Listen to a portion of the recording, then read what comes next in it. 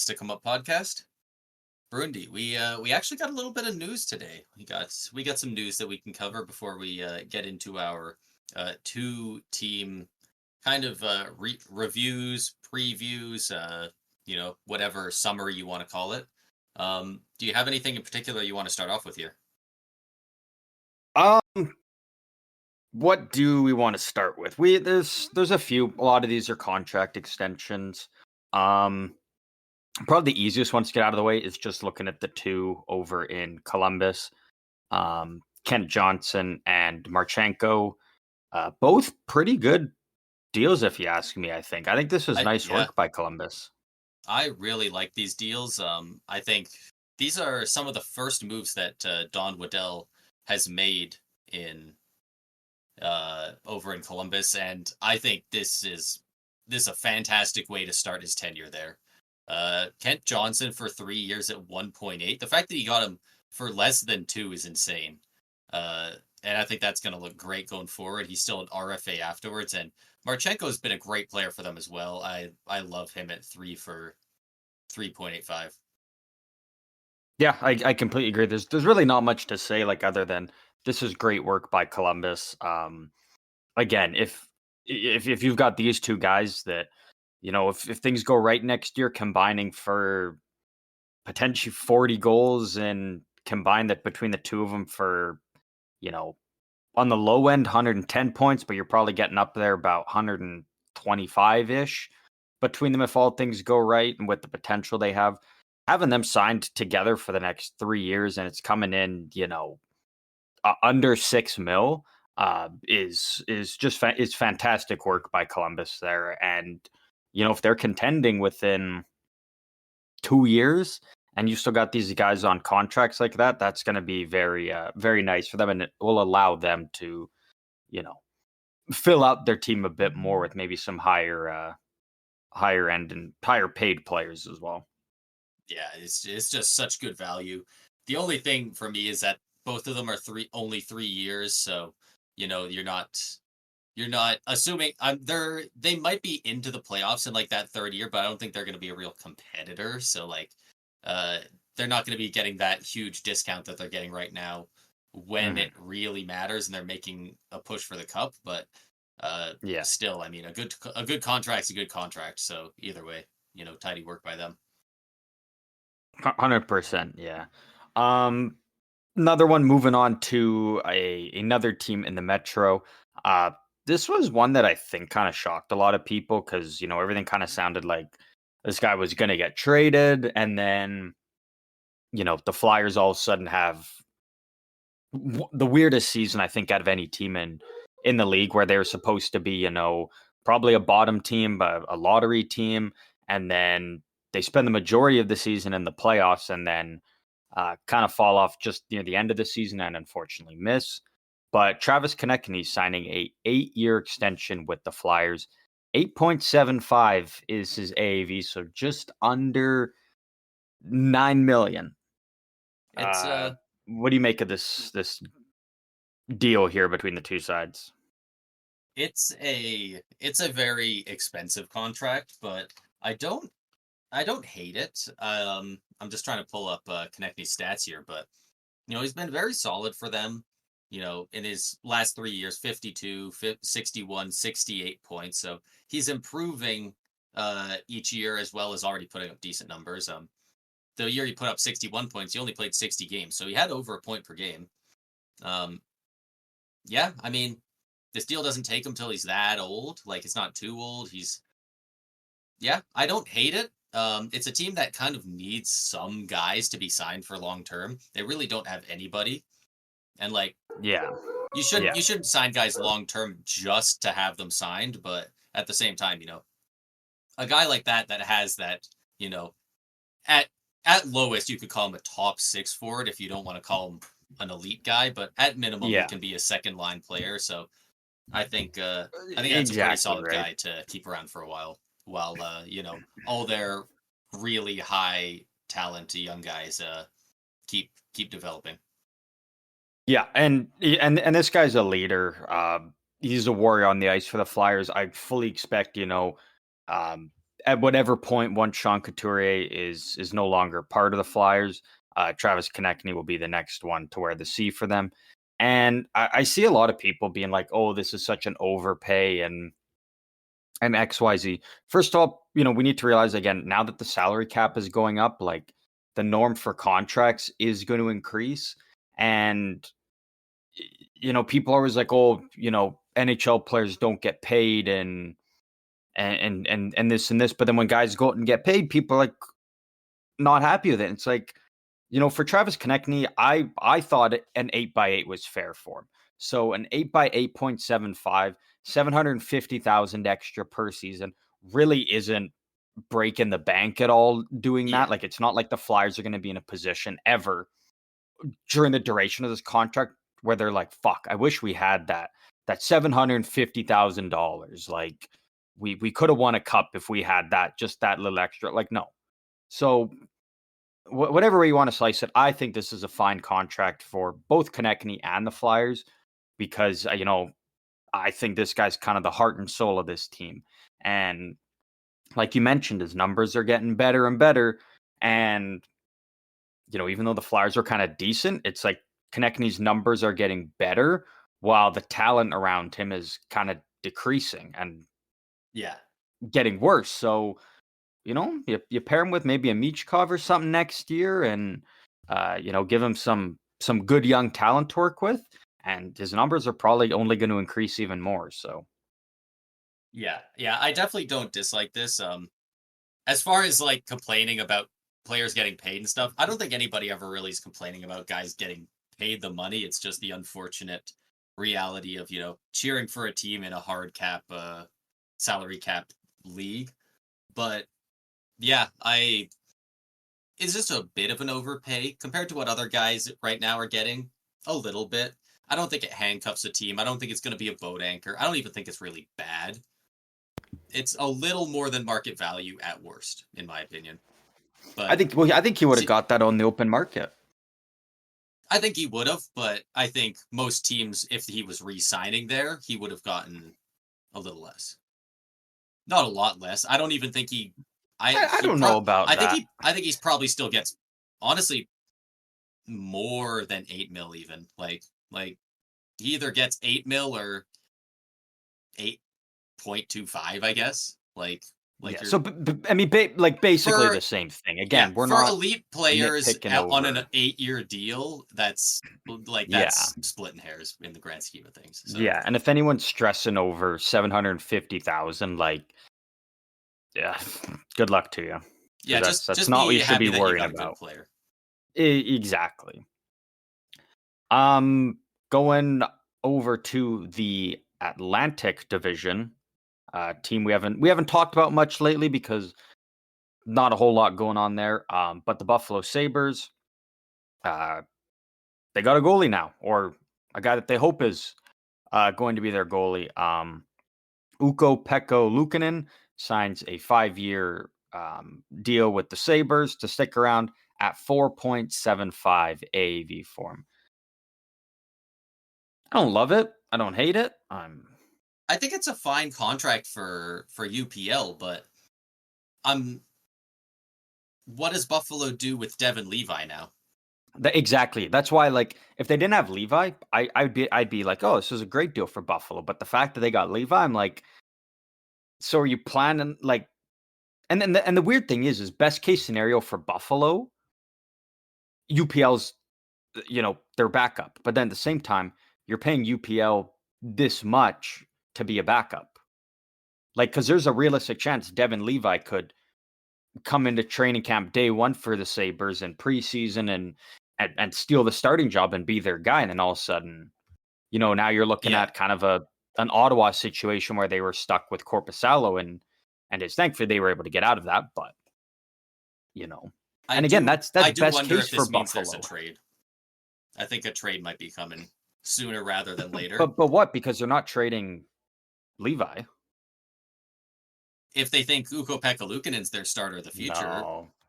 No. I like Ukko-Pekka Luukkonen, but you do not trade Devin Levi just because you signed UPL. Well, you don't trade him because of that, but at the same time, if you got Devin Levi coming up, you don't sign UPL to 5 years. So I'm wondering if that's maybe what they're planning on doing. And Devin Levi would catch a nice return. Is he? No, Is he American? no, he's Canadian. The thing is the goalie market's not good. Like if Buffalo trades Devin Levi, they're not winning that deal.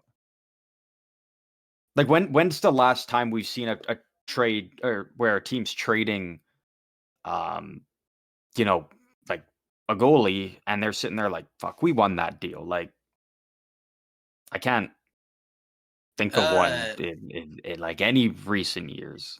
True, but they're also the guys in the driver's seat here. They're not in a Markstrom situation where it's we got to move him out or he's going to lose value. Like he's a young, great looking guy. Like what about something like Devin Levi for Trevor Zegras? Something like that. You know, a Anaheim team wouldn't do that. a young team that could use a goalie going forward because clearly John Gibson ain't working out and he also doesn't fit the timeline. You know, they And got embarrassment of guys up front. Anaheim would block Buffalo right there. You're not trading a, again, I'm not as high on Zegers as others, but he's still a solid top six, player. The skill is there and everything, and you don't get rid of him to take a chance on a goalie because again, Devin Levi is not a proven NHL guy yet. Yeah. Like for Anaheim to even consider that, we need to be looking at it a year from now, and Devin Levi would have had to have, played a good amount of NHL games and put up really good numbers to kind of, boost his value because again, with these prospect goalies, you don't know exactly what you're getting at because there's just not that that kind of showcase from them to show, so you kind of know what you're going to be getting back. I guess. I don't know. It's weird because people are so weird in the NHL about goalies because they're so hesitant to do. There's all these weird rules they have about goalies. You know, you can sign as many goalies as you want to 9 million deals, but as soon as you sign a goalie to 10 mil per year, now everyone thinks you're crazy. You can draft them with the first pick in the second round, but if you draft them in the first round, people think you're nuts. Like uh, people say goalies are weird. I feel like the league is weird about goalies. So who knows? But again, like you I can't, do like wonder you're if they're going you to move can't. on from him though, because No, why else would they sign Ukko-Pekka Luukkonen into this deal? It makes no sense if they don't plan on trading him I, or I doing think something. I think UPL's probably gonna, I would say at least be their starter next year.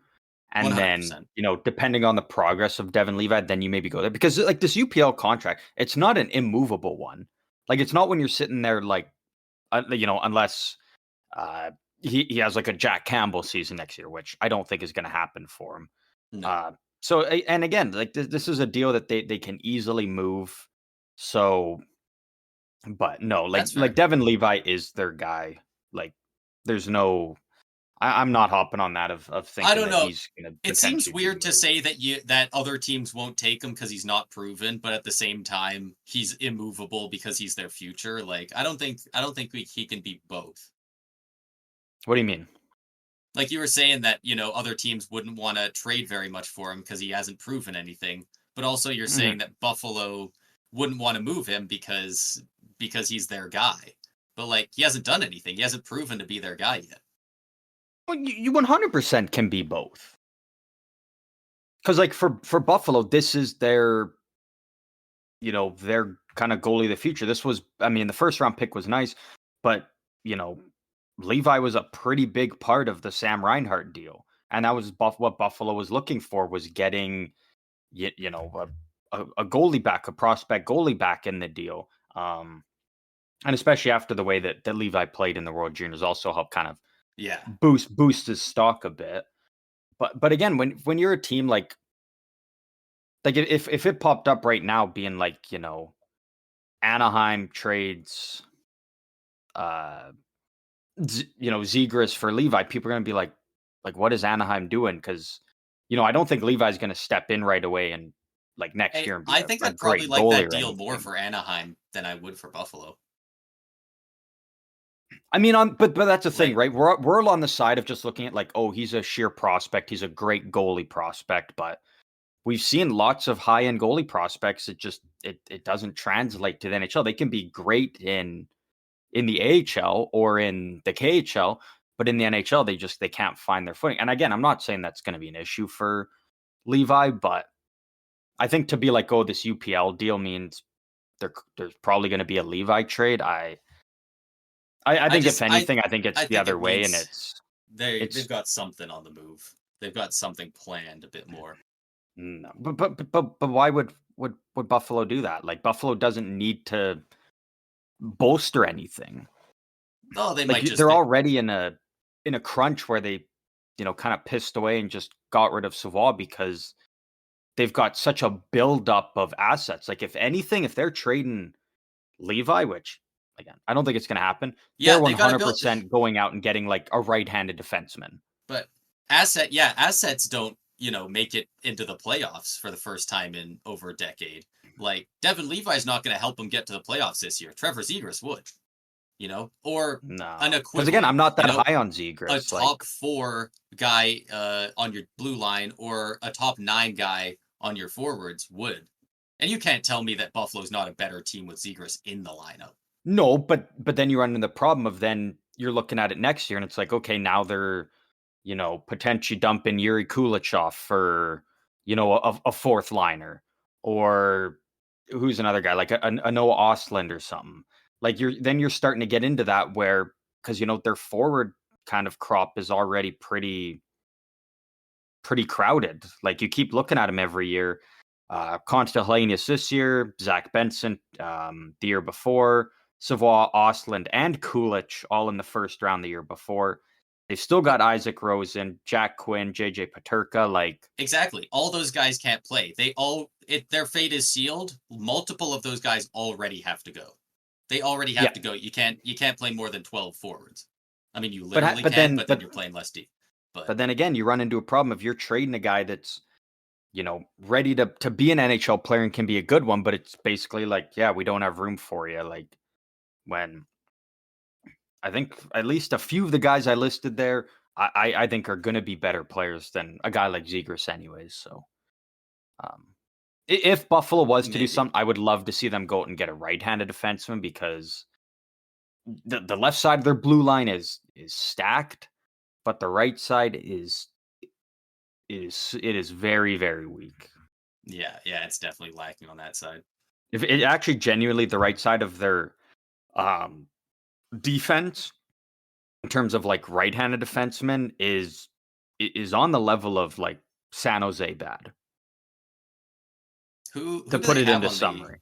who do they have on their right side? Do you happen to know? So and again, I don't, when looking at, I'm not going to sit there and be like, oh, Rasmus Dahlin, because he's a left-handed defenseman. He's better suited on the left side, so I'm not going to act like he's a top pairing right-handed defense. So pretty much they have Yoki Is he Haru is he and playing on the Connor right side Clifton. or He is, yeah. Because they don't have anyone else. You can't have Henry Yoki Haru playing, first pair time. Like, so and they've got an excess amount of left-handed defensemen, but they don't have that true, even top four really right-handed defenseman. I think Henry Yoki Haru's a great six on that bottom pair, but I think he could probably do fine on a second pair. I but not think not if you're trying to contend though. Like you're not if you're trying I to think I think make he the could. playoffs and win a cup. I I don't think I think they that's would have to. I think they need to be more open to splitting the time evenly. Almost similar to what Tampa Bay's done in the past. Like they've got if you can just roll and you just have to get pretty good guys on the right. They don't have to be great. They don't even have to be top line worthy to be on that top line. They just all have to be good enough. And then you just permanently, always 100% of the time, either Bowen Byram, Rasmus Dahlin, or Owen Power is on the ice at all times because they're your 1, 2, 3 on the left. And then you just get guys that complement each of them. I think that could be real nice for them. And it doesn't look like that's what they're doing. So it's probably not going to work out near as nice as that would. But uh, I think that doing something like that would benefit them. okay. So here's the thing, right? Here's the thing. I know you Here's love the that thing. Tampa Bay route, but let's be real. There's not really any other team that can replicate that.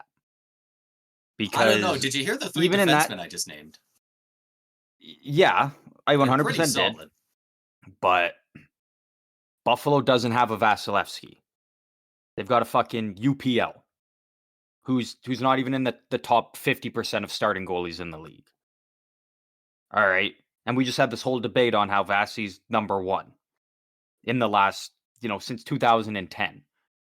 Tampa Bay also had just like some of the greatest, potentially the greatest forward core constructed since 2010 when they won their cups and whatnot.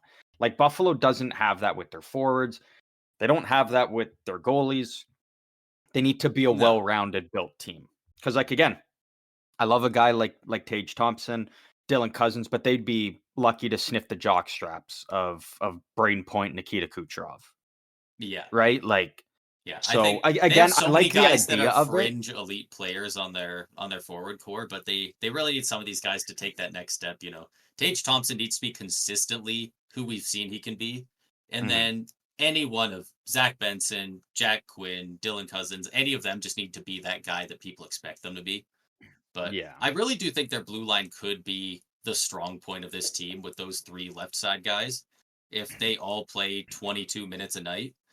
And But that's the thing though. Then are you also like, hey, Yoki Haru, Connor Clifton, Jacob Bryson, you guys are all logging 20 no, minutes as well. Like, no, but that's they what it would comes have to down go. to. They would have to go out and fill that spot. I'm not saying they're ready And to do that's it why I'm now. saying I'm if saying they're they need to. moving Levi, go out and get a right-handed defenseman. Go get what you need. Don't just, take the Vegas route and be like, hey, we just want to get the shiniest toy regardless of if it fits well or not. Like, Yeah, because now looking at it, I'm like a lot of people thought they're huge winners at the deadline, but now you're kind of sitting there like, fuck, okay, why did they make this move? Why did they make that move? Like, yeah. Same. Buffalo They needs to they be need smart about it stabilizing guys on because, that side.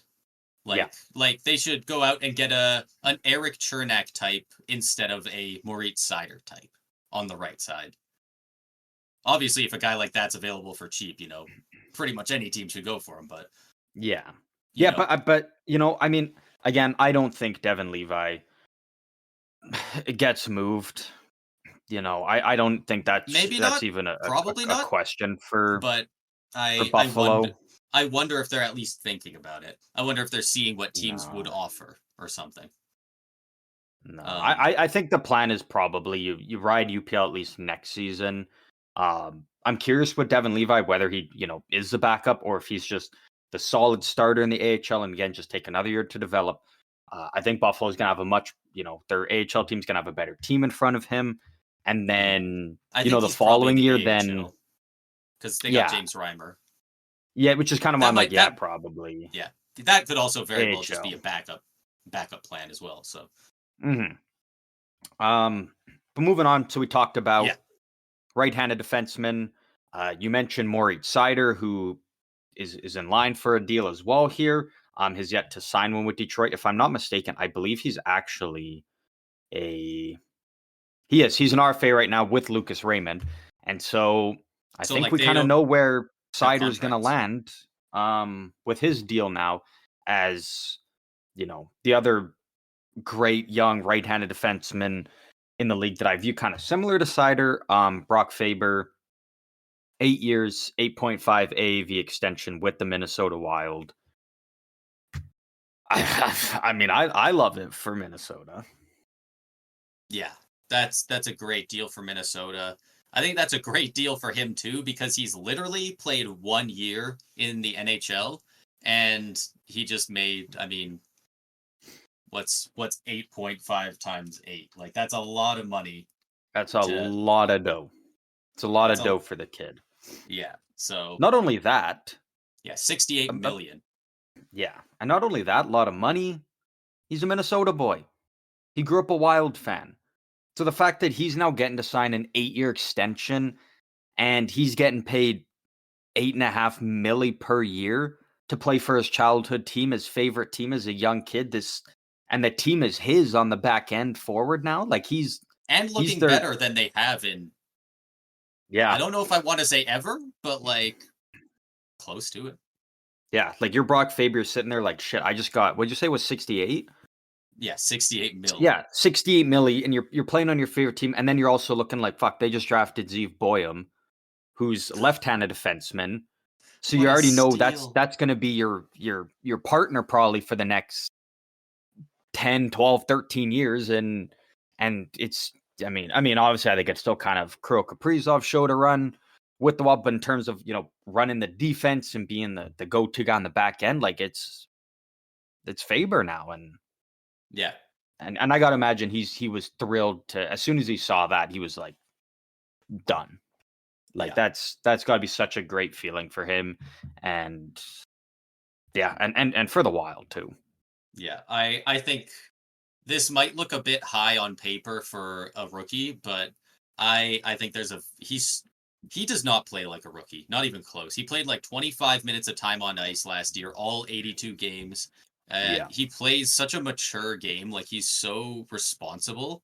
It's yeah, it's yeah, he plays like a veteran already. So I definitely love this for the Wild, and I think it won't. He won't play at that much higher of a level than this contract. Like he's not going to be playing like a $12 million player, but I think he's going to hmm outperform it a bit. At least he'll be yeah, worth it. and you know, again, it's very similar to the Konechny deal. A lot of people out of the gate are being like, "This is an overpay," but remember, everyone was saying the exact same thing when Jack Hughes signed his deal with New Jersey, which you know, as long as he can Hey, stay I wasn't healthy, saying that. is no, I wasn't, but the vast majority No, of no, the very vast majority of people people were. were. And as long as he can stay healthy, that's a top 10 contract in the league. Matthew Boldy, I believe it was just last year, he signed his long deal with Minnesota at 7 mil per year. People are saying that's an overpay. After the season he just had, it's looking like, okay, that's a pretty good deal. The thing with Brock Faber that immediately made me be like, all right, this guy's going to get paid and he 100% deserves it. So you're saying he 25 minutes a night on defense and he played all Yeah, 82 games? I'm pretty sure. I'll double check it here for you. Okay, I just want to make sure, but I'm pretty sure you're right though. I think he did play all. Yeah, he played Um, all 82. so the thing with Brock Faber, he didn't get burnt out. It didn't get to a point where in the last, from the trade deadline onward, or the last 10 games of season, like he was fucking awful because he was burnt out and just tired, and it got up to him. Because again, remember, this is Brock Faber's first year of like being an NHL player. Like it's not like when he was in college and it's like, playing college hockey and you go to classes just during the week and you kind of practice and hang out with your buddies. And then on the weekend, it's game time. Like you're going, October to April or whatever. And, you've got constant games. You're playing 82. His first year, he was just given the keys to the kingdom with Minnesota and he didn't burn out. He didn't slow down. If anything, he only just continued to get better as the year went on. So Yeah, I'm really excited to see what Brock Faber can do next year. yeah, and I I think got he's all gonna be his very stats good. here. Like 82 games played, 47 points. Again, as a defenseman and a rookie, and 24 minutes and 58 seconds of time on ice per game. 2 seconds less than 25 minutes. Like Yeah, that's that's fantastic, and he's going to be so good there. If he can even yeah, stay at this level, I think it'll be a fine deal. But I think he's going to improve. And I think he's going to be really yeah. good. And he's only 21, and I just noticed this. It's an extension, so doesn't kick in till next year even. Yeah, so they got him for So the he's got next a nine full years. year to develop even more and get better. So when that contract really hits, he's already a step up from where he is right now, just initially signing it. So Dude, I'm so happy for Minnesota Wild fans because they really haven't had any mainstays for a long time to cheer for. Like no, they really haven't. this kicks in next year, so they've got 9 years of Brock Faber. After those 9 years, including this season, he'll have played 10 seasons. He could already be a top 5 player in that franchise. Yeah. Like and like that's very Yeah. realistic too. So like it's yeah, Yeah. happy And for I Bob think fans. where he's at now, again, like I mentioned, Minnesota's got arguably the best left-handed defenseman prospect. Um, in Zeev, he's going to be coming up. And I think when he hits his stride in the league and he's with Faber, it's only going to elevate Brock Faber to another level. Yeah, So, you're sitting there like you could be in year 2 or 3 of this extension, and then Faber's going to take another jump because now he's going to have uh, a stud defenseman that can complement his game really well beside him. So it's like, I don't see a world in which this contract ages badly. yeah. So I'm right there with you. But that's the last of all the extensions that have happened, all the signings. We went, 3 weeks with nothing, and all of a sudden, boom, a boatload here. Uh, Before we dive into our, kind of reviews and previews of two teams here, we got one more shitty bit of news. Brian, I'll let you yeah, drive the bus here. yeah. So, uh, the Edmonton Oilers recently hired Stan Bowman as their new general manager. Ooh. Yeah, I don't know who wanted this other than the owner and the president. They have a long history in Edmonton of hiring absolutely washed guys to who used to be winners. They hired Ken Holland after his days back in Detroit in the 80s and 90s, and you know they they love bringing in their guys who used to be really good at it. And for those of you who don't know, Stan Bowman was the active general manager for the Blackhawks dynasty in the early 2010s, which also included him covering up for Brad Aldrich, who sexually assaulted Kyle Beach and that whole situation. So, yeah, I mean, he's it's hard not to say that like they just kind of hired a piece of shit and they're pretending like that's not the case. Like uh the way their president came out and said, he's done his time and now he's ready to come back and be a general manager in the league. So the punishment for covering up and hiding a predator and a criminal is 2 years out of the league and then back to making millions of dollars. That's what he's saying. Like Yeah. it's a horrible look for the league. It's not a great, I would say it's not a bad look or not a good look for Stan Bowman, but I mean, you know, like, yeah, he's just looking to get a job, whatever. But like, uh, Mhm. I don't know. There needs to be some sort of receipts for him, but honestly, I would prefer if he just kind of he won 3 cups, man.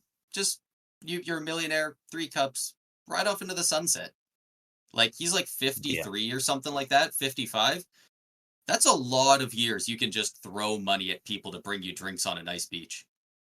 You Yeah. could live a really nice 40 years of just constantly being drunk on beaches and having the time of your life. Don't make this other people's Yeah. problems. And he's also done a lot of virtue signaling since he came back. He was like, yeah, I reached out to Kyle Beach and he basically said Kyle Beach gave me his blessing to be the general manager of the Oilers, and we're on. What was his words? He said like we had encouraging conversations, Yeah, and he it's said it like, was encouraging. yeah, I'm okay. You say that is encouraging to him. This time he didn't say piss off and hang up immediately. Did he call you a shithead and listen to you for 30 seconds and then hang up? Like that it's so cryptic and there's so few actual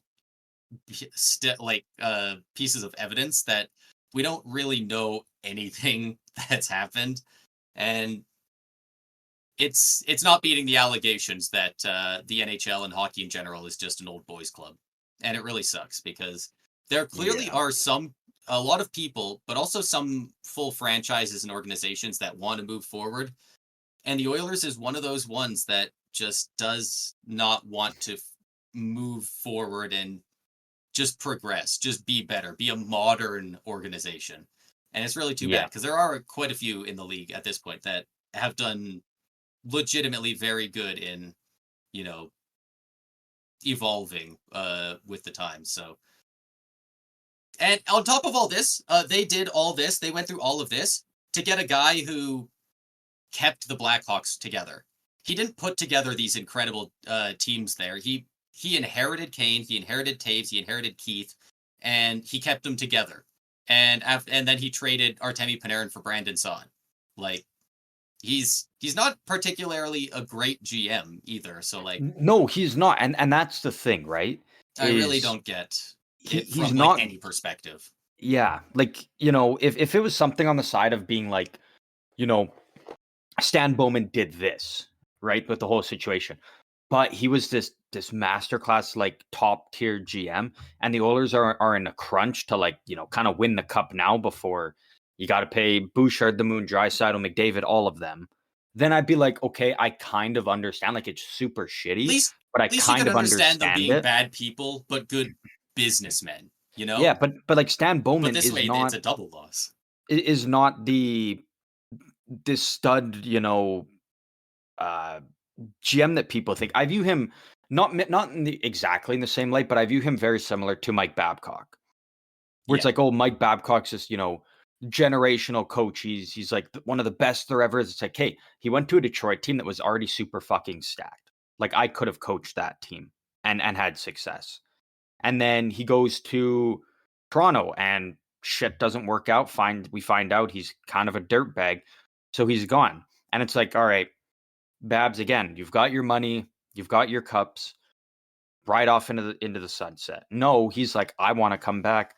Goes to Columbus, doesn't even make it to his first game, No. and he's already booted out. And that's the final nail in the coffin for Babcock now. Like he's now done, and that's his reputation. That's the last thing he's going to be known for in the league is the shit he tried to pull. First of all in Toronto, and then the first chance he gets back in, he does the same thing with Columbus. Now, Yeah. if you're someone who thinks, oh, Stan Bowman's not that bad of a GM, um, this was his final move pretty much with Chicago before he was gone. So Chicago traded. Actually, let's start on the other side. So Columbus traded a first round pick in 2021, which became Nolan Allen. That was pick number 32, along with Seth Jones. So Seth Jones and pick 32 going to Chicago. Going back the other way is Adam Boquist, who Chicago drafted a couple years before, 8th overall. They trade the what pick was that? Pick 12. So they swapped 32 and 12, as well as a future first round pick the following year, which ended up being the 6th overall pick. So Chicago traded Boquist, Cole Sillinger, and David Jiricek for Seth Jones and Nolan Allen, who I'm not sure probably going to be just a 6th defenseman, but like that's a bad trade for Chicago, and that's Stan Bowman. Like that's Yeah. so. Like, yeah, he's He's not. He's Edmonton would have been better off hiring Peter Chiarelli back, rolling out the yeah. red carpet for Chiarelli and just being like, hey, fuck, come on back. You weren't that bad. Like you And weren't great, but and you not know, only on top of all this, it's not like they were even in a position where they're like, we have to get rid of our current GM, so we need to find somebody to replace him. You were literally 1 goal from the Stanley Cup. You lost 2-1 yeah, in a game 7 in the finals. You don't have to fire your GM. I don't like a lot of the moves Ken Holland's made, but over the past few years, the Ekholm deal was great. Like he's done a couple of decent things, especially in the last few years, to really surround them with some good guys. So yeah, I don't know why they felt pressure to do this.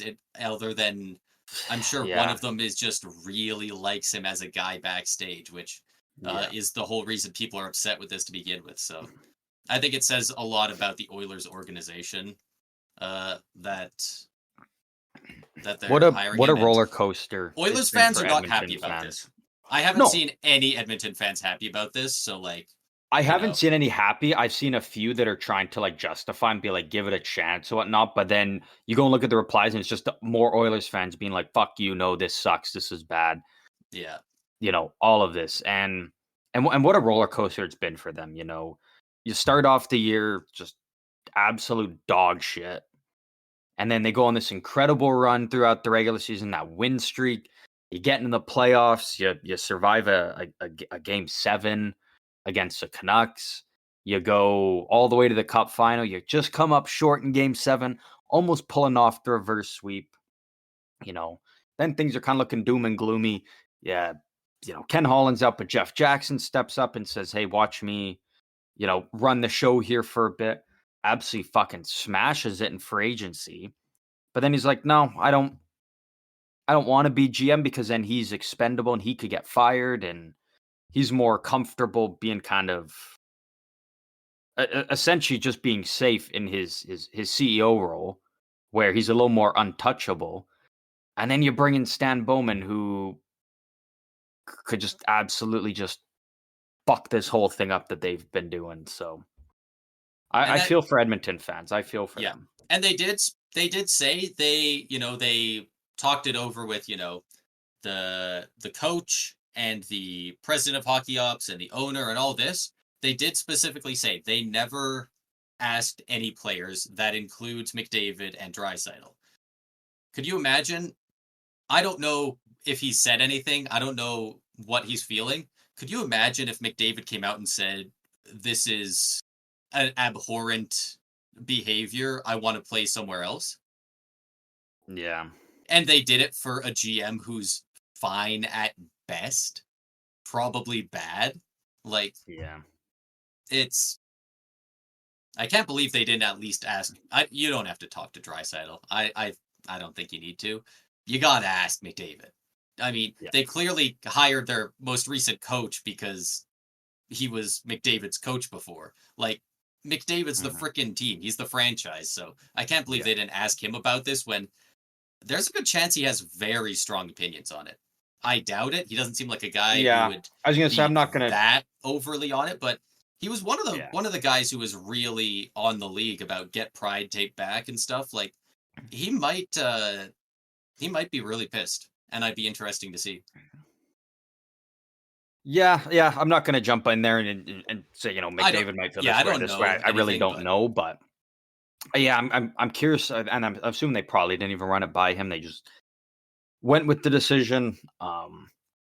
But yeah, for Edmonton fans, I feel you. It's you can look at it multiple different ways. I don't see it as a good move. I don't see the benefit it brings for Edmonton, but I guess we'll see what happens. And I think this also kind of confirms that the door is really wide open now, and that we probably will see Joe Quenneville um, yeah. back in the league at some point. Some team's going to get desperate enough and bring him in.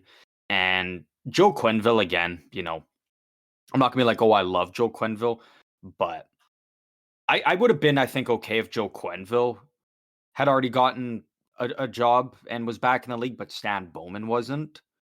But the fact that like Bowman was the first, and I'm like, I yeah, I do don't. believe Quenville was the most cooperative in the investigation. Um, I Also that, I and do think he was guilty as of about as much stuff, but he's oh, the and only that's the guy thing. who He definitely seems to was. he's one of the only guys who seems to have really at least attempted to atone for anything. Yeah.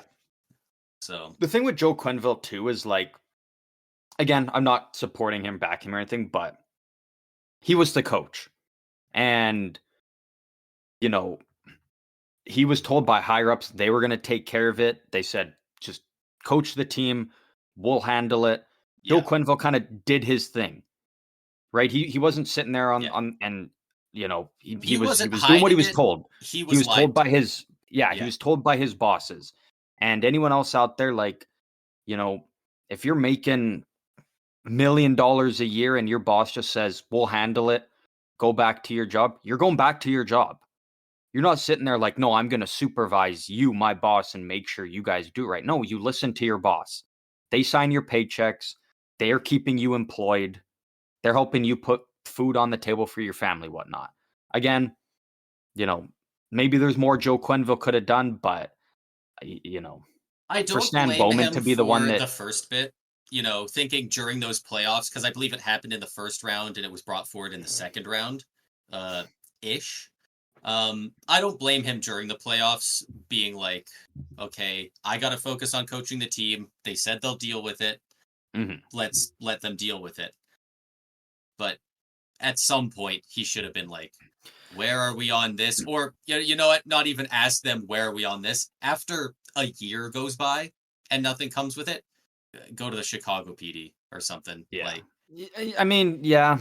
I definitely Again, think he's it's less guilt. I think he's guilty of less than Stan Bowman and all those higher ups that actively buried it. Um, yeah. theirs is more covering up for a criminal. His is a little more criminal negligence at worst. Worst, Exactly. Yeah. That's which that's kind of the way there that is I view an it. important distinction. Yeah. Um, but But that's you know, that's about all I got on it. yeah, I was gonna say, moving on from that shit show in Edmonton. Yeah. Let's move on to a team that kind of had a shit show off season and a team that a lot of people are calling the winners of the off season. Which side do you want to start on? Oh, where do we want to start? Got two teams you can start with. Whatever one you wanna. Yeah, I You just can. say which one and Yeah, I can start over here. Let's talk about the Nashville Predators. Uh, they they might have had the best. I think in my summation, they probably did have the best free agency of anybody this year. They picked up so many good pieces, and um, not entirely sure what kind of format we're going to do for this, but we're just going to cover a lot of the stuff of where the team is going, what they all have now, what changes they made. Um, so we'll start up by talking about their direction. This past year, they in the last offseason, they sold a bunch of guys. And it really looked like Barry Trotz came in and said, we are going to do this rebuild right. And then they went out and they had 99 points in the regular season, comfortably in the playoffs. Uh, yeah, like closest team behind them had 92. They had 47 wins on the season. They ended 47, 30, and 5. A plus 22 or a plus 21 goal differential, including that incredible run near the end of the year where they went, what was it, like 22-2 or like something like that. Like at one point, I think they were set 17-2 or something like that. Like they had an insane Mhm. run to end off the year. Uh, it was just absolutely incredible. And then in this offseason, they've made some massive additions. Like those are pretty solid numbers. 17 more wins than regulation losses. And then on Yeah. top of that, they add Steven Stamkos, Jonathan Marchessault, Brady Shea. Like those are very solid guys. I don't know if they had Tyson Barrie last year. Actually, Yeah, he's a yeah, yeah. They let him walk though. I was gonna say it has him as a UFA, so I don't know why he's on there, but yeah, they signed UC Saros to an extension the other day, 3 more years. I really like the direction this team's going in, and if you would have asked me last year, I would not have thought that was the case. They've got 4 contracts either bought out or retained. Uh, this next year, they have 11.8, just a little over $11.8 million in dead cap, combined from Matt Duchene buyout, Ryan Johansson retention, Kyle Turris buyout, and Matthias Ekholm retention. Uh, and on top, even with all that, they've still put together a very solid team. Um, Hmm. yeah, I love what they've got going on over here. Well, Um, and the Johansson money is going to be off the books soon because I think he's only got like 1 year left on his deal, yeah, and yeah, his will be done next year. And Ekholm's Nashville, is 250K. yeah. So like that's nothing. Like if you're stressing over that amount, you're not a cup contender anyways.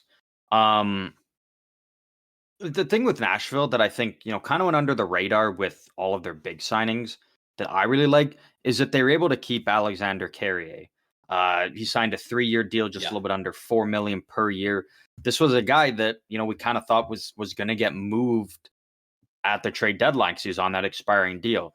And then they decided to hold on to him because they kind of went on a great run. And they were like, all right, let's go for the playoffs, which they made it. And then, tough first round against Vancouver. And they go out and it's like, all right, now you're kind of looking at like, fuck, maybe they should have traded Carrier and, got a second round pick, got a prospect back or something for him. And they found a way to keep him. And I think bringing him back is really huge for their blue line. And I think that's a move that kind of got overshadowed a bit. But that's one that I really like for Nashville as well. Yeah, I think that was a great move to keep him around. And they traditionally Nashville doesn't really have a ton of those super top end guys, but this year that wasn't a problem with Philip Forsberg putting up 48 goals for 94 points. And Roman Josi, who I believe did he come in second in Norris voting? He had 85 points on the season. They don't have a ton of that super high-end talent. At least they didn't last season. But, they have 1, 2, 3, 4, 5, 6, 7, 8, 9, 10, 11, 12, 13 guys with 20 points or more. I don't know how many teams have that many guys scoring, relatively often. So I really like the direction this team has changed. They've changed direction so quickly. Like they look like they're going to be good. I've got all the players brought up, but I'm actually just going to quickly bring up their actual line projections. Just so I can have that in front. Yeah, because like you said, they made a lot of good moves. I think they had a great offseason. I kind of like the decision of just being like, fuck, Saros is our guy. Sure, Askarov can be good, but is he gonna,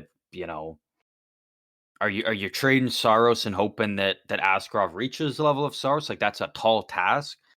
I like the move of just sticking with him, being like, you know what, we've got a chance to try and win here now. We made big moves. Let's just, you go all out in the next 5 years, and then that's probably when the eventual rebuild happens for Nashville. But they're going to go down swinging. They're going to go down at least putting up a fight before that rebuild hits. So I really like what they've done there. Barry Trotz has done a very fine job with reconstructing this team that was in a bit of a tough spot when he took it over like a little over a year ago. Yeah, a team that he's their second GM, I believe. They had the same GM the entire they had David existence. Poyle for they had David Poyle. Million years, yeah.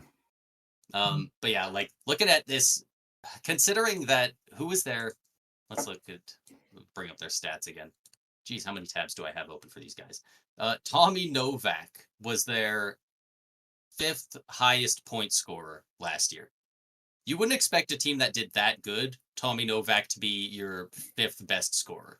That's not even the most surprising one. By 6 points too. Like Gustav Nyquist for them last year scored 75 points. He was their 3rd scorer. So like they're kind of squeezing blood from a stone here. They're getting a lot of value out of guys that I don't think would get near as much value on most other teams, but a lot of those guys they're going to have a lot more skill around them. Like most people would assume Tommy Novak isn't going to put up those numbers again next year. Well, this year his projected line mates are fucking Steven Stamkos and Jonathan Marchessault. Yeah. Like that's a pretty nice upgrade from who was he playing with last year? Jankowski and Evangelista. Like so their first line is Philip Forsberg on the left side, Ryan O'Reilly on center, and Nyquist on the right. Then they got Stamkos, Novak, and Marchessault. Mark Jankowski, Colton Sissons, Luke Evangelista, and Cole Smith, Michael McCarron, and Juuso Parssinen on the right wing.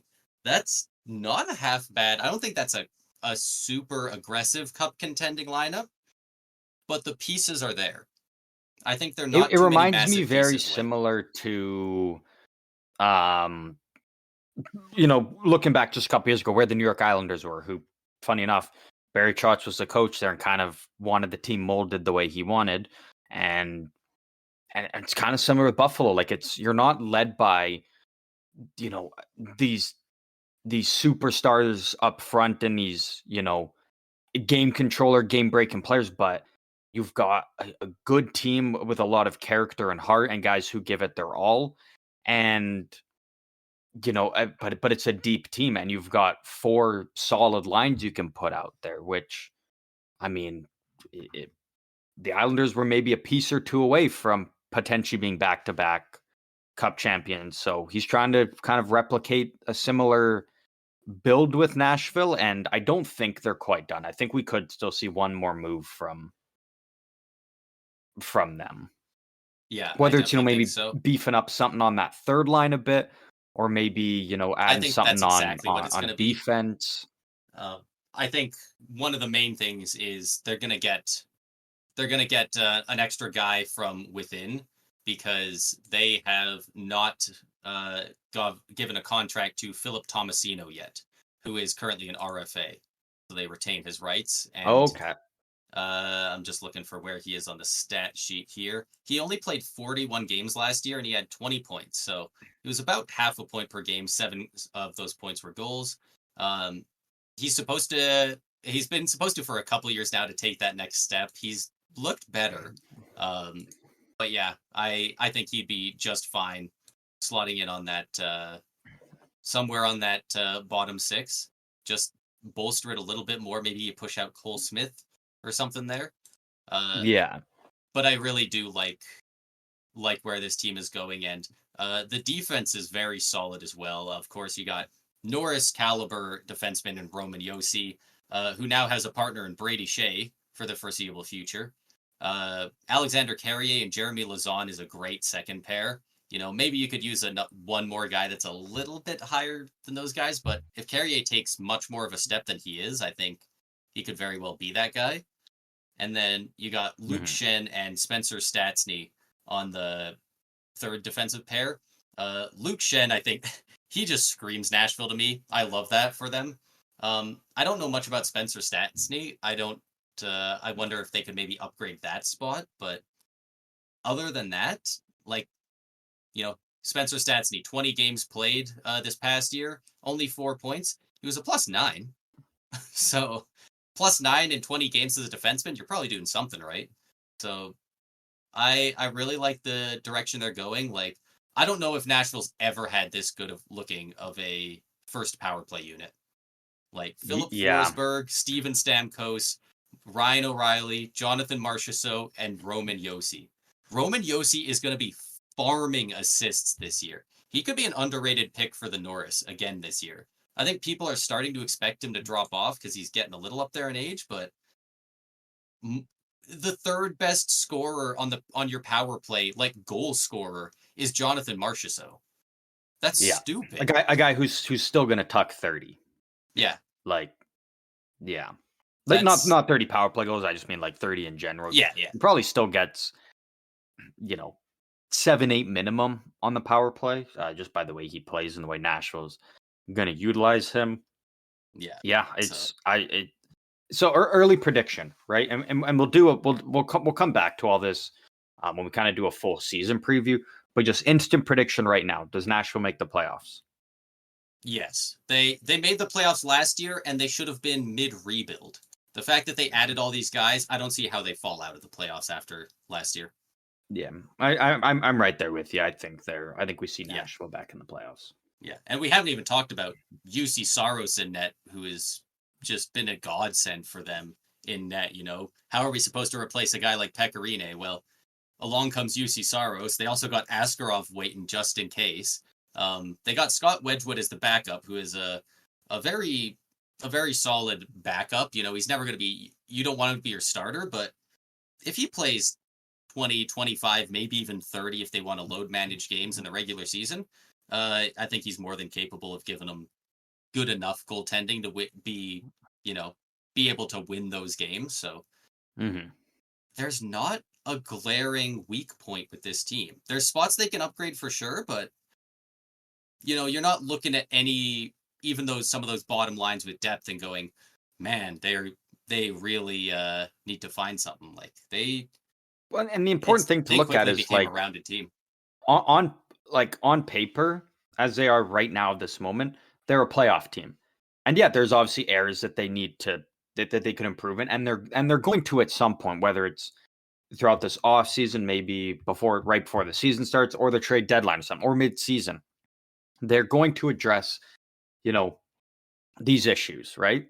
And they're a playoff team right now on paper, and they're only going to get better. So yeah, I like where Nashville is right now, and I like the direction Yeah. that they're going in. I think the only thing that you could really point to and say they need to improve is they need one more top six centerman. Um, that being said, they have Steven Stamkos listed as a left winger on here. They have him playing on the wing of Tommy Novak. If they could get either a first line center and knock O'Reilly down to the second, or get another centerman that slots in on that second line and knocks Novak to the third line, and then Why Colton does Sissons Novak to have the to move? fourth. Novak can be a fine second line center. Like we're just looking for something that could get I better. was gonna say, like, Novak coming in, like he didn't really burst into the league until not this past season, but the season before, because of the numerous injuries that Nashville suffered. And so there's a guy that, barely had his feet wet in the NHL. He comes in, it's like, all right, you're immediately now just being thrust into the top six, even sometimes on the first line. He put up 43 points in 51 games. Last year, I mean, you mentioned he didn't have great wingers with him at all, and he still put up 45 points in 71 games. Like, if That's with he's doing that 14 with minutes of guys time on like, ice. yeah, like he's doing Like, that with guys like Jankowski, Evangelista, maybe even like Kiefer Sherwood at points. I didn't watch a lot of Nashville games, but also if you're actually putting him with Stamkos in March or so, yeah, like there's yeah, potential for Tommy Novak to be a point per game guy. Like he could yeah, be an 82 and 82 and an 80 and 80 or something. Like, yeah. I'm just looking at them trying to find somewhere where you could say they could improve, and I think it's most obvious on the center core.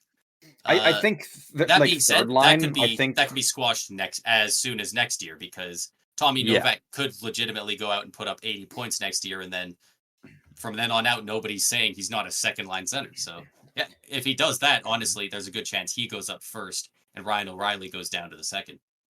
Yeah. Yeah. There's lots of moves Nashville can make, and that's the great part about it. They're in a position where you can make so many different moves. You're not tied down to being like, we have to do this, we have to do that. Like, these are our options. Like, there's endless options for them because there's so many ways that they can go about it. So Yeah, they have 3 more spots on their active roster. So, if they do get some of those other guys brought in that are current RFAs, they got Philip Tomasino, and Yuso Parsonen is also an unsigned RFA currently, actually. Tyson Berry's a UFA, right? He's a UFA, so he shouldn't be actually on here.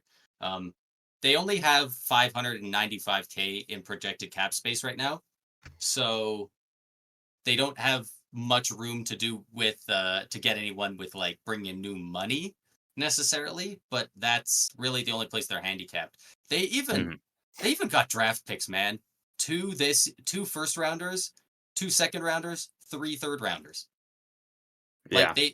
they've even got picks. Like they're doing pretty good right about now, and interesting to see. One thing that I do want to do for the Predators right now, obviously, but also going forward for all the other teams as we do this, I think we should each pick a player after at this point, once we've talked about the team, that we think is most likely to win a trophy for the team, like an individual award. Okay. I think this one's pretty easy, but I think it could be interesting to do for all the 32 teams. Okay. Do you want to start, or do you want me to do for this? I'll start. I imagine there's two answers I think we could say, unless you want to, you got something that I'm not thinking of. But I would definitely go for Roman Josi for the Norris Trophy. Yeah, he's won it before. Yeah. Second place in voting last year. 85 points as a defenseman in 82 games. He's only got better guys with him now. Like on that power play, he could easily get 10 more points this year. I think he's probably the most likely. Yeah, so I mean that's yeah, like that's one that's right there in your face. I'll pick something else just to be different, and that is going with UC Saros for the Vesna. I Yeah. think this is a guy that he's always kind of been again one of the better goalies in the league, but he's never like he's a for sure top 5, top 3 guy, but he's also never had exactly quite the teams that a lot of these other guys have had. And I think now this is, in UC Saros in his prime, this is the best team he's had in front of him. And I'm very curious to see how he, goes into next season, uh, you know, playing in front of this team that is probably going to be scoring a lot of goals and I think can be sound defensively and help them out in their own end. So, don't be surprised if, come the end of next year, we're like, hey, UC Saros might be winning the Vesna. Yeah. Yeah, and that was definitely the clear other choice, in my opinion. There are definitely some other ways you could go, like Philip Forsberg just freaking where is it? He just tucked 48 goals last year. So like he could definitely, be up there in the Rocket conversation. Uh I expect but his goals total to probably go down a bit just because they have a lot of other because finishers now on the team now. because he was good on the power play, but now you're bringing in Stamkos, you're bringing in Marcher, so like those guys are going to take some way. Forsberg probably still gets 40, but I don't think he hits that 48 again, just because now there's more mouths to feed. Whereas last year it was really Nashville's top line kind of carrying like the Yeah. majority of the offense for him. Whereas now I think they've got two really solid lines that can kind of share that goal scoring for him. Yeah. And you could even say an underdog pick, Ryan O'Reilly's won a Selkie before. What's to stop him from doing it again, right? But yeah, that's about all I got on the Nashville Predators here. Really a team that's it's looking on the up, considering they Yeah. just sold last offseason. That's so goofy. Exactly, right? Um, yeah. So moving on from Nashville, we'll move up north. But as we move up north, we kind of look downward in terms of a team perspective, and that is the Winnipeg Jets, who I picked the Winnipeg Jets for one reason. All right, Winnipeg fans, I want you to know this. There's one sole reason that I picked the Winnipeg Jets. Out of any team, I could have picked 31 different teams because Braden picked Nashville first. I picked Winnipeg because they had by far the worst offseason out of any team. And I like the Winnipeg Jets. Don't get me wrong. I'm always rooting for the Jets. But they had a fucking bad offseason. They had a horrendous offseason. Um so before we dive into that, just looking back on this last season, 52 wins, 110 points, finished second in the Central. And this was a season coming off, you know, right before the season started. It was kind of looking like things were up in the air for Winnipeg. What's going to happen there? And then all of a sudden, boom, Mark Scheifele, Connor Hellebuck, solidified long-term 7-year deals. They're sticking around. So it's like, all right, Winnipeg's still in win now mode. It's still pedal to the metal and give it their all. And they had a good season. They were Yeah. the best team in the league at one point. And it was a thing that they hadn't done since they relocated back to Winnipeg. They were never the sole number one team in the league. And they were that for a good bit of time this past season. And they make some moves I like. They go out and they get Sean Monahan from Montreal. They go out and grab Tyler Toffoli from New Jersey at the trade deadline. It's like, shit, all right, this is a good Winnipeg team that just added a great third line center for them and a great top 6 scoring winger who's got 35 goal potential over the course of a full season, obviously. Yeah. Um, and they come out swinging first round of the playoffs. They goaltending didn't look good, but the team and the offense sure looked good. Whooping Colorado in game 1, and then they lose 4 straight, and didn't really put up much of a fight, honestly. Like No, and it really sucked to see. Like, it yeah, was tough to watch. Being a fan of the Jets, yeah, yeah, and like I know you already said it, but like underratedly how good of a regular season they had. The New York Rangers won the President's Trophy with 114 points. The Jets finished with 110. If And they win 2 more games, they tie for the President's Trophy. yeah. And I know it's a goalie trophy, but I kind of basically view it as a team stat. They won the William M. Jennings. 199 goals against throughout the season. Uh, they kept the puck out of their net the most out of any team. At a 2.41 goals against per game, while averaging a 3.61 goals for per game. Like the Winnipeg Jets were a good team, and and not only that, from when they were a good team, they made moves that made them even better. And unfortunately, it didn't go their way in the playoffs. And I was thinking, like, all right, you know what? They can bounce back. They can make some moves. They can kind of retool, readjust, and they can come back just fine next year. Absolutely not. Looking at the Winnipeg Jets. So again, you trade for Monahan and Toffoli. Monahan goes to Columbus. Again, just it was a deal Winnipeg could not match. Tyler Toffoli goes to San Jose. There was no way Winnipeg could match that offer. Brendan Dillon, we already kind of knew near the end of the regular season he was probably gone. Sure enough, he is for sure gone. He goes to New Jersey. And then Laurent Brossoit, you could argue over the past couple years has been maybe not the best backup, but the most consistent backup in the league. And they lose him, and he goes to the Chicago Blackhawks. So you're losing, a great middle six center, top six scoring winger, top four defensive defenseman, and a great backup. You extend Dylan DeMello, which is nice. You bring in Capo Kakinen. That'll be interesting. That's a downgrade from Brossoit. Definitely a downgrade, though, regardless. And then you resign Colin Miller and Logan Stanley, two bottom pairing defensemen.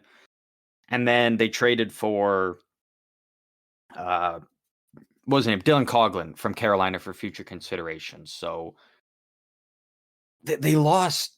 And two of them, sure, Monahan and Toffoli were rentals, but it's like you did give up, stuff for them, and that is the unfortunate reality of being a contender and a buyer. You give up assets to make your team better for a playoff run, and when you go out in 5 games, losing 4 straight, fucking sucks, especially when those guys walk. But that's what happened with Winnipeg.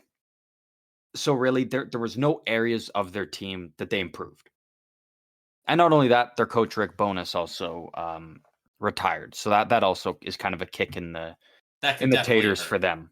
Underratedly could hurt the team because, like you said, they were such a good defensive team. On top of having the best goalie in the league last year, they had played such a good defensive system. They were the only team under 200 goals against all season, a plus 60 goal differential. If a guy comes in and coaches a different style and they're all about offense and they're not they don't have that same style to them, that could really hurt them. They do have cap space, which is very interesting though. How much do they have? Almost exactly 5.8 million. Okay, so there's potential. Like again, I don't think there's anyone really on the market now that makes sense for them to go out and bring in. But maybe there's a move in the works. Maybe there's a trade they see that makes sense. I think this team still makes the playoffs at least. So you could if they believe that too, and it looks like it's going that way throughout the season, they could wait until the deadline and then use that cap space. But so here's the thing. So with Winnipeg, right? We know around the draft that Carolina was looking to move Martin Necas, who we missed when talking about extension, but he did sign a 2-year extension around $6 million with Carolina. Yeah, fine deal. I don't expect him to pull out the full deal there. He might not even play a game with Carolina with this contract. It might be for the purpose of now there's a contract to trade with him. Yeah. But so again, we know how I feel about Frank Cervelli, and this comes from him, so take it for what it's worth. But there was a rumor that during around the time of the draft, Winnipeg made this offer to Carolina, and Carolina said no. All right. Okay. And Carolina's receiving some heat for saying no to this. Winnipeg offered a unconfirmed draft pick. It sounds like it was probably a second or a third. Cole Perfetti and Rutger McGordy Was he a first this for year, or was he a Martin second? Natchez. For Marty McGordy? Natchez. He was a first round pick like 2 or 3 years ago. Yeah. He's one of like the better up and coming prospects. Just Yeah. doesn't want to play for the Jets. That was offered to Carolina for Natchez, and they said no.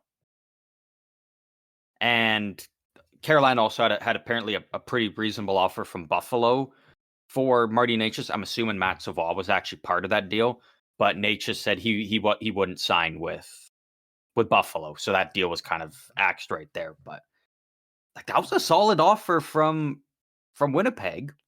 It's a very good And I offer mean, if you're from kind of Winnipeg. looking at like I really like Cole Perfetti, but like in terms of right now, like McGordy's not going to play. Whether even if not they try to sign him, he's made it clear he's done there. He doesn't want to be a part of the team. But in terms of right now, like Natchez is an upgrade from Cole Perfetti.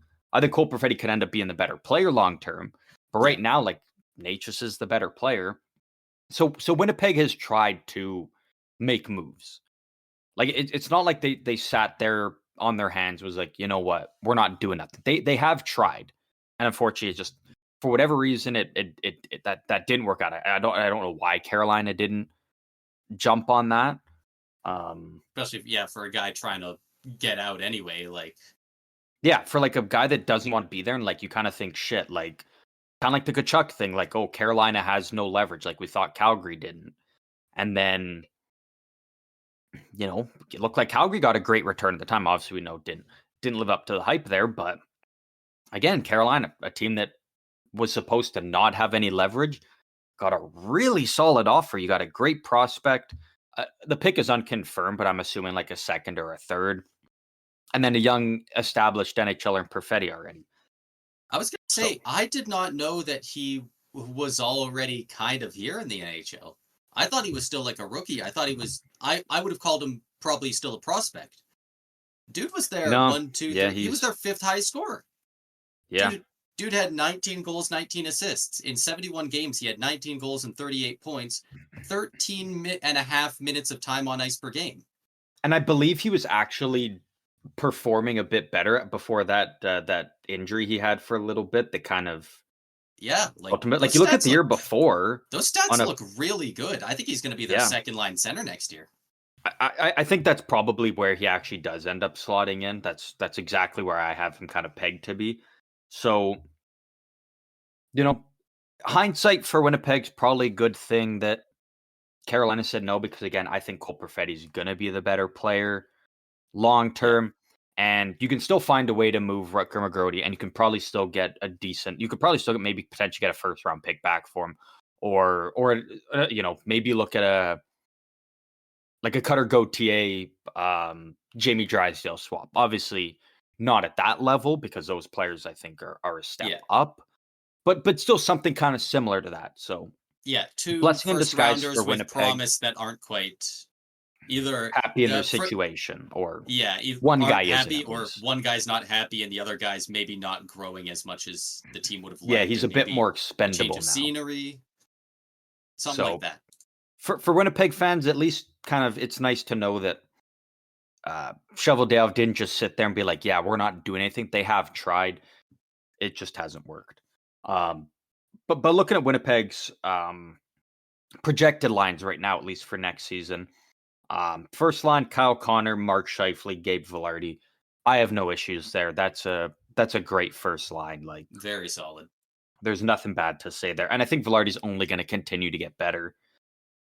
Second line: Ehlers.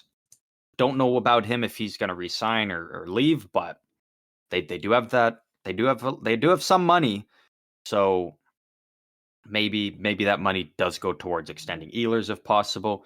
But so second line: Nikolai Ehlers with Nemestikov and then Cole Perfetti.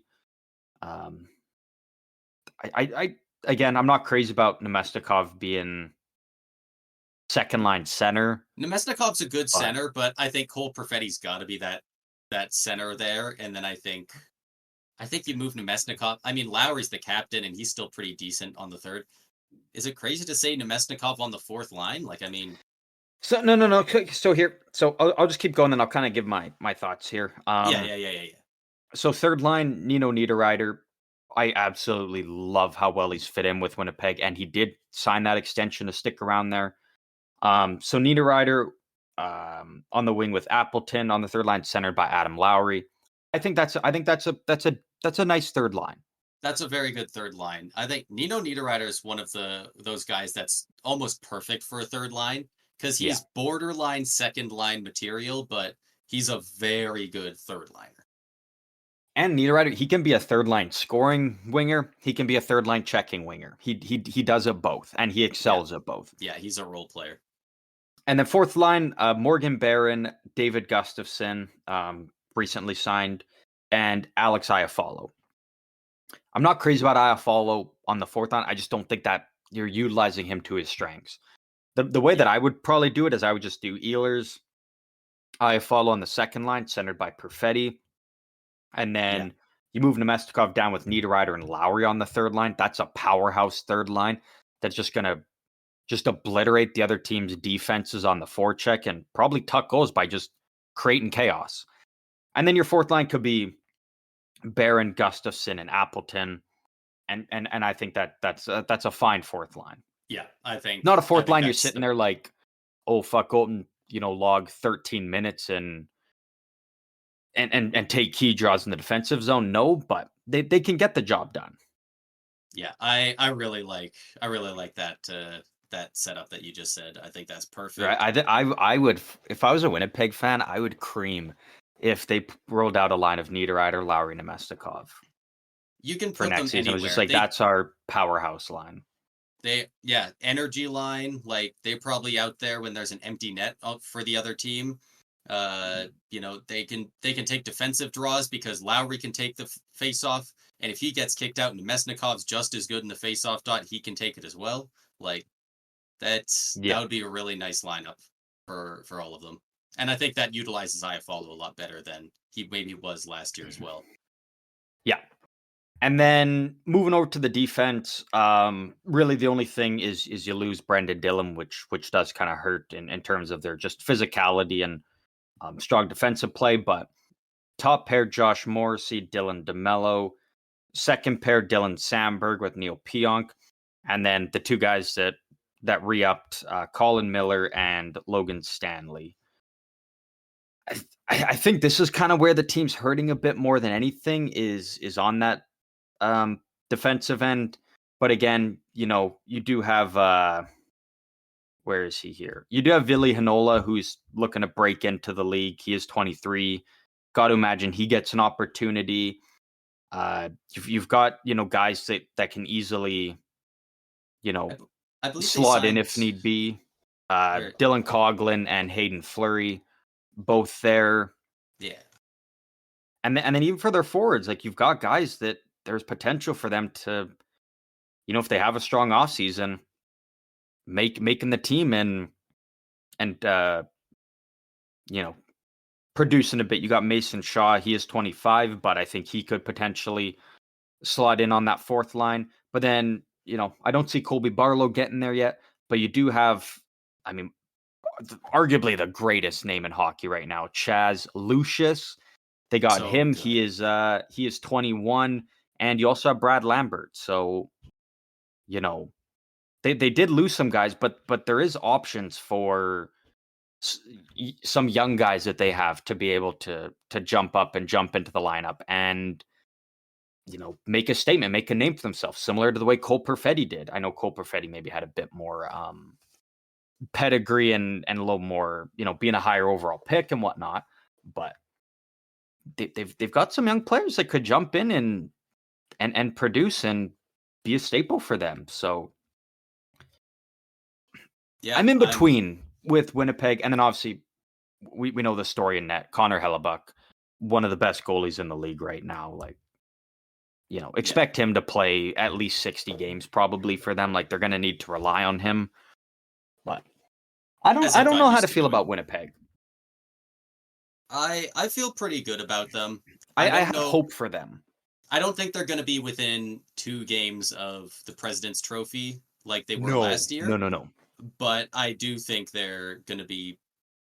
I think with 10 games left in the season, they're going to be very confident about their standing and they're not going to be worried about making the playoffs. I don't know if they'll be, locked in. They won't be clinched yet, maybe, but I definitely think Mhm. at that point, they won't be worried about missing the playoffs, really. I think the two teams we discussed today, actually, Nashville, Winnipeg, I think swap.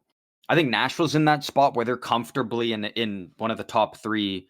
I don't see them being number one, but I see them being a top three team in the Central, like confirmed, locked in for the playoffs with 10 games left. They know they're good. Whereas I think Winnipeg's kind of in that Nashville spot. It was like, in the final 10 games, it was Nashville wasn't they hadn't clinched or anything, but it was a pretty unanimous consensus. Like Nashville's gonna be in the playoffs. Like they're gonna make it. And so I think that's where Winnipeg is. I think Winnipeg slides in as a wild card team, and you know they're having to fight to the end of the season to get there. But maybe that's what they need. Maybe they need that of just being a team always fighting for their life rather than just feeling comfortable and you know secure. Like maybe this is a team that just kind of similar to Nashville just has to keep fighting uh tooth and nail all the way through the season. Yeah, and I definitely think that would be that would be pretty on the nose for Winnipeg. They're really always been a team that kind of has to, fight for everything that they can get. Yeah. Even as far as getting free agents to go there and stuff like that. So that's pretty on the nose for them. I don't have Yeah. them as low as that. I think they might get into the playoffs with a wild card spot, but it would be like 1 or 2 points below the third division spot. Like I think they'd at least be pretty close fighting for that third division spot, if not in that spot. Um, but I do think they solidly make the And playoffs. this might piss people off, but Winnipeg very well could be in that top three central. Like there's a chance that the Avalanche aren't in that top three. Didn't Because I feel confident about Dallas and Nashville there. Yeah. Was that But one of like my hot take predictions that we did recently? Was I that don't know. my You had them written down. I don't know. I think I that know I was had Rantanen picked to tuck 60, but once I've kind of seen the makeshift of the lineup for Colorado with Nichushkin yeah, out till Nichushkin's a huge December, loss. and then if Landeskog doesn't play, like that really hurts Colorado. Like their forward depth is pretty Yeah. fucking bad outside Yeah, that kind of top line. one of my predictions was the same as yours, where we both had the Minnesota Wild making the playoffs, and then we both said who we thought they were going to knock out. You said they're going to knock Vegas out of the playoffs. I said they're going to knock the Avs out of the playoffs. And both are Which are very both realistic. they're both realistic. They're also kind of both insane takes. Like those are two Yeah. very good teams. I'm still a believer that I think 5 Metro teams get in. Or not Metro, sorry, Central. I wouldn't doubt it. The Pacific's a bit weaker right now. Yeah. It's top heavy with Vancouver and Edmonton, but I could see the Kings missing. The Golden Knights were below the Kings last year, and they just lost their Conn Smythe winner. So Yeah. yeah, it's tough to Um predict.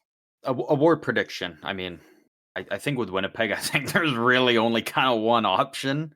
There's definitely two, and I would love to take one, but You it's your can't do team. You go Morrissey for the first. Norris. I'm gonna take the layup. I'm gonna go Hellebuck again for I'm also gonna say Connor Hellebuck the for the Vesna. Vezina. Like, there's just really Absolutely. nothing else that I can be like. I can confidently say there's a chance that this is gonna happen. I think I could confidently say there's a chance Josh Morrissey gets a Norris, but I think I think votes, there's but a I don't think he much. wins. I think there's a I don't much think better he chance at wins. Hellebuck. I think he could. I could see him dropping 85, 90 points and also being very responsible defensively. But even at Um, that point, Roman Yossi's gonna do that, and Yossi's gonna get it. And there's I just I would love to because I'm a huge Josh Morrissey fan. I love that he's taken that next step and has really established himself as like a true top pairing guy. But I don't see a world in which he wins a Norris, unfortunately. I could see it. I don't think it's likely I at all, would be but more I inclined to say like Kyle Connor for the Rocket over Morrissey for the Norris. interesting.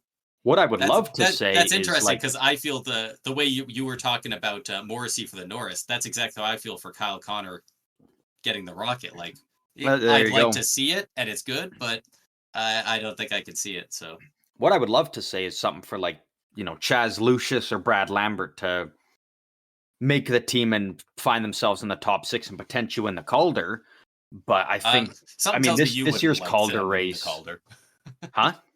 Something tells me you wouldn't love them winning the Calder. Well, I wouldn't mind because I like those guys, and I I want to know, see Winnipeg have some but success because from rookies. But I only mean because again, Celebrini. yeah, well, Oh and yeah, and Will Smith. and William Smith. Yeah, this year for the Calder is going to be one of the like craziest, I think, Calder races we've seen in Yeah, a long time. Like there is Mitchkov. like 10 really, really strong candidates out there.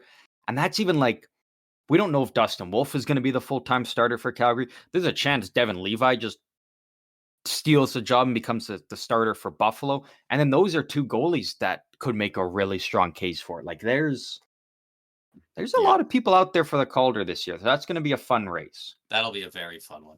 I should have said Connor Hellebuck as well, but then I should have said for the Hart. Should have just said William Jennings again. Oh, not with Kakinen in the backup. You know what? Actually, that's very I'm true. kidding. He played No, fine for the Sharks and that's a thing. playing behind going from the Sharks last year to the Jets this year. I think he will be serviceable. I think he'll be a good backup on a strong And that's a defensive thing, team. right? Like He doesn't need to play playoff games. he'll be a good backup, very serviceable. It's just tough when the one team he went to was a team that I think had, again, maybe not the best uh, backup goalie, but the most consistent. Yeah, And so it's like that is kind of big shoes to fill. Like, when you get Laurent Brossoit, hey, you know what? It's not Connor Hellebuck, but it's a guy that could be any damn team on a given night, and he could put up a 40 save shutout, but he's gonna just be strong and serviceable. Whereas and then you lose that, like big shoes to fill, but I think Kakinen is up for the task, and that's why it's a 1 year, $1 million deal. It's a prove it deal and trying to establish himself. Like, hey, I played on a fucking dumpster fire Sharks team. Like, I'm better than what my numbers show. I just had fucking nobody in front of me to help me out. yeah. Literally nobody. And just to clarify, when you were saying that Brossoit is one of the most consistent and good backups in the league, you obviously meant like true backups, not guys that are play slightly less games in a tandem, like Linus Ullmark last year. Yeah, like a true like backup. Yeah. Yeah. I think he could be in a tandem pretty easily. But 100%. And I think he very well could be. You're not going to be on a team with Hellebuck. I think that's what he's going to be with Chicago. I think if you've got a tandem of Mrazek and Brossoit, like that's a solid tandem. That's pretty decent. It's not like an elite, like it's not like an Allmark or Swayman, but it's a very serviceable tandem where you can probably get a 905, a 910 out of each of them. And they got to be careful with potentially those even more. That might cost them a couple spots in the draft. I think Bedard's the one they got to worry about for that. Yeah, fair. But so that kind of wraps up everything for Winnipeg there. Again, I don't love their offseason, but I think there is still a silver lining in what they have and some pieces that they do have coming up, and the fact that they are still trying to make moves. Like they've shown that they're not going to sit on what they have here. I do expect a move or two still to happen for Winnipeg. Just because we've actively seen them trying to improve their team and make up for what they did lose. Again, the big pieces that they did lose, they didn't have at the beginning of last season when they were number one team in the league, right? Those were guys they added after the fact. So really it's, you lost Brendan Dillon. And, I think he was a lot of heart and soul for that team, but I think you can replace him in some aspect. They just have to figure out how they're going to do that. So I'm not down on Winnipeg and like, oh, they're fucked now. I think they're still going to be just fine. So Yeah, I think they're there is maybe silver not in lining for as good Winnipeg of a fans. position, but I think they're in a very solid position. And honestly, they didn't Yeah. lose a ton. They didn't keep their rentals from last year, but I think Cole Perfetti, especially if he can take another step, I think could be very good for this Winnipeg team going forward. Oh, most definitely. And I just want to double check here, but I'm pretty sure. Yeah, so like, and they still have their first round pick next year, right? So it was their second round pick in 2025. So basically, you lose your rentals, but you still have your first round pick. You don't have your second round pick, but you know what? Who cares? You had to go all in the position you were in. You just ran into a fired up Colorado team that had Nichushkin playing out of his mind. We don't know why he was playing out of his mind exactly, but he was playing out of his mind. So I'm still very excited to see how Winnipeg plays this season, and I think they're going to have a rookie or two crack this lineup and make a statement. I'm very curious to see who it's going to be. Yeah, I got my money on it being Brad Lambert, but That's who I'm kind of with. I think Brad Lambert. I think it's time they at least give him a chance. Start the season 9-game trial, see how it works, and I think if you give him those 9 games, I think it's going to turn into a full season there. So yeah. But yeah, that wraps up everything we have for Nashville and Winnipeg. Kind of review of their last season and where they're at now in their off seasons. Again, we are doing 2 teams every episode, all the way through until we've done everyone, and we have made the decision to draft which team we're going to do live each episode. We talked about the idea of keeping it a mystery for you guys, but we decided what's the fun in that, right? We want to get you guys excited for each episode and, have you guys just jonesing at the bit for when new episodes drop. So here we are. Braden, do you want to pick which team you want to cover later this week first, or do you want me to? I picked first last time, so I will say that you can pick this one. Nice, because there's only one team I wanted to do for next week. There you go. And this was a team we talked about a bit earlier today. I'm sticking in the Central Division again. Later this week, for the episode that comes out on Friday, I will be covering the Minnesota Wild. Oh, that's a good pick. That's a very good pick. I wanted to do them already. Like, that was the team I was already dead set on being like, I want to do them next episode. But then after the Brock Faber extension, I'm like, all right, I'm definitely doing them now. Like, I already wanted it even before Brock Faber signed. Yeah. Yeah, fair enough. Fair enough. We're cranking out a lot of Central teams here. And we're probably going to be stuck with like Chicago and St. Louis at the end. Those would be like the very last 2 teams. Most likely, because I'm looking at doing a couple teams here, and I'm thinking most of them are in the Central. So you know what? Next episode, I will be talking about the Seattle Kraken. I changed it right at the last second to get out of the Central. Good pick. I like that pick, Seattle. That's going to be a fun one to do, actually, because that was a team that, depending on which way you look at it, you could view them as a big winner of, kind of the offseason free agency, or a big fat loser, really. Like, yeah. So I'm curious to see how you break it down and whether you're high on them, whether you're low on them. I'm curious for that one now. I like that pick. They're in a weird spot, but we'll get into that. We'll get into that on the next episode. We will, yes. So we might have to. You'll have to cut me off if I talk about Yanni Gourde for too long, though.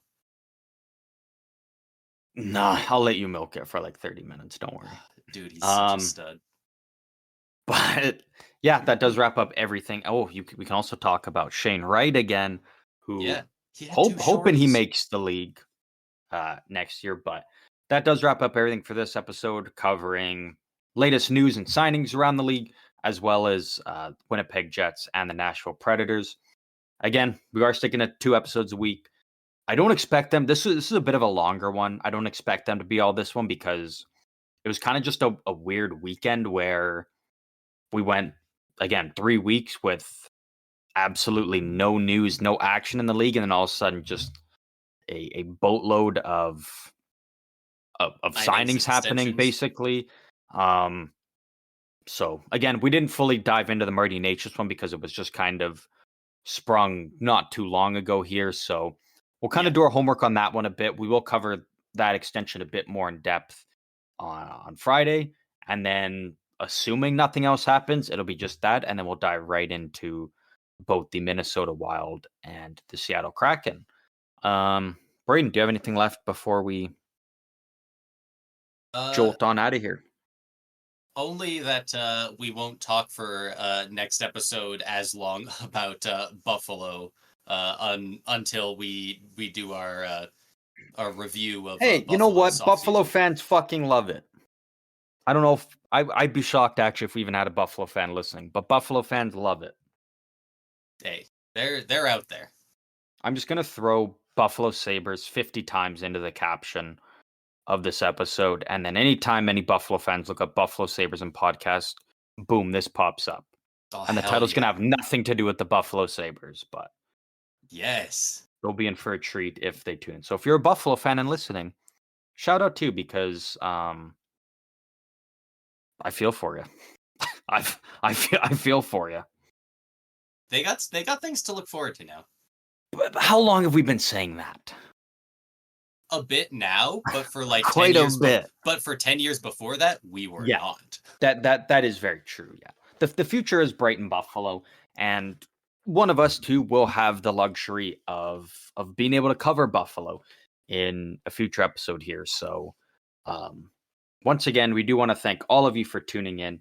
If you want to join in on any of the conversations or let us know any team you maybe want us to boost up on the list and cover a bit sooner, you can do so on any of our socials. We are on Instagram, TikTok, and Twitter at SEU Hockey. Come check it out. We've had a lot of great debates and conversations going over on the TikTok. Feel free to join in on those or any of the other socials. We do respond to pretty much everything we've been getting right now. There's really not much that we don't acknowledge or kind of gloss over. We like to talk hockey, and any chance we get to do that, we will take full advantage of that. Just like McDavid does on any breakaway he's ever had in his life. So true. I can't wait I can't wait till you talk about the Oilers. I ain't picking them. No, I might actually because they actually had a fun offseason. They are still my offseason winners. Maybe not as much because they hired a bit of a loser on ice as their GM, but winners. Yeah, off ice, probably the biggest losers actually. Yeah. But once again, we do want to thank everyone for tuning in. We really hope you guys enjoyed this episode. I had a lot of fun actually kind of diving into some teams that we don't talk about a whole lot. And this is the beauty of it. We cover every team. We get to kind of familiarize ourselves a bit more with where every team's at going in next season, right? Yeah. And I'm not entirely sure how long we took on this episode per team, like when we started doing Nashville and then Winnipeg, but we don't want to, go over the same thing over. We don't just want to say the same thing over and over, but we do want to do an in-depth review. We do want to, do each team, justice in the Yeah, we want to give credit to where credit's due in certain areas and highlight, some bright spots on teams if things seem a bit doom and gloom type of things. Like with Winnipeg, with you lose a couple good players, but you've got good young players that can jump in, like we've seen happen with some of their other guys that are on the roster now. So we want to give each team justice, and again, the whole point of it is kind of a full review breakdown. Was just kind of unfortunate that there was so much news that happened over the last couple of days. But nonetheless, thank you to everybody once again. We will see you guys on Friday for the Minnesota Wild and the Seattle Kraken.